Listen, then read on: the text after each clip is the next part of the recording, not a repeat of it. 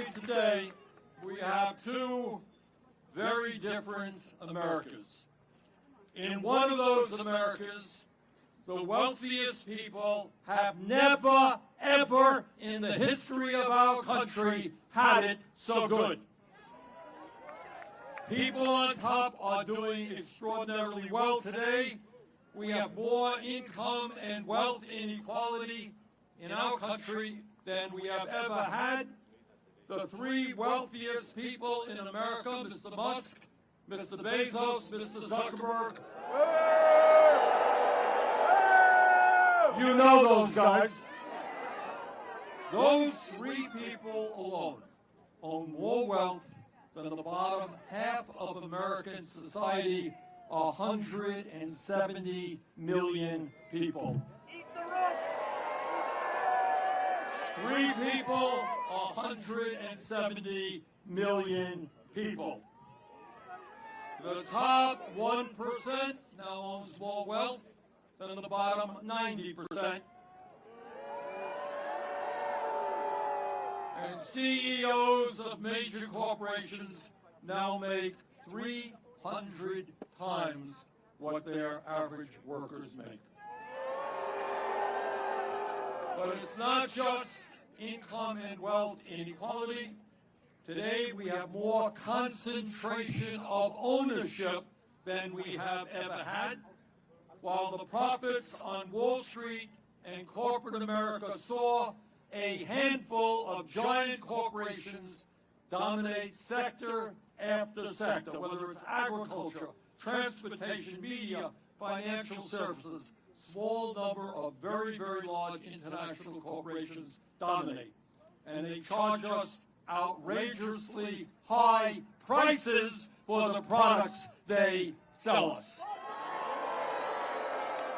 If you could believe it, three Wall Street firms, BlackRock, Vanguard, and State Street, combined are the major stockholders of 95% of American corporations. And let me say this, the 1% live completely and isolated lives from the rest of this country. They have no clue what is going on in the real world. They live in their mansions and their gated communities. They fly around the world in the private jets or the helicopters that they own. They have well-trained nannies taking care of their babies. They send their kids to the best private schools and colleges. Sometimes they take vacations, not in a Motel 6, not in a national park, but in their very own islands that they own. And for the very, very richest, they have fun flying off into outer space on their very own spaceships. And maybe they should stay there. So that is one America. An America where people live with tremendous wealth and tremendous luxury. They have it all. But there is another America, the America that you know and the America you live in. And in that America, 60% of our people are living paycheck to paycheck, and millions of workers are trying to get by on starvation wages. Unlike Donald Trump, I grew up in a family that lived paycheck to paycheck, and I know, as you know, something about that reality.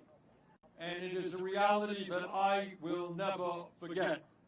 And I have a feeling as I look out at you today that many of you know that reality.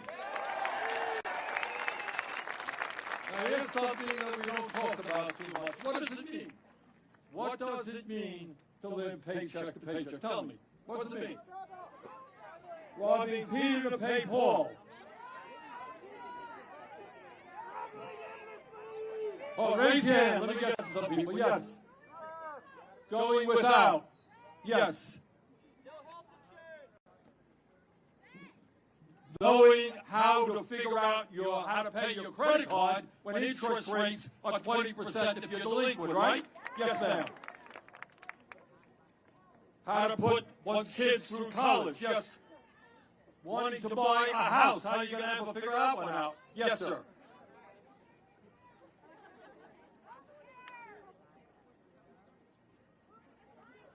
Paying whether or not you're going to buy your prescription drugs or you pay your rent.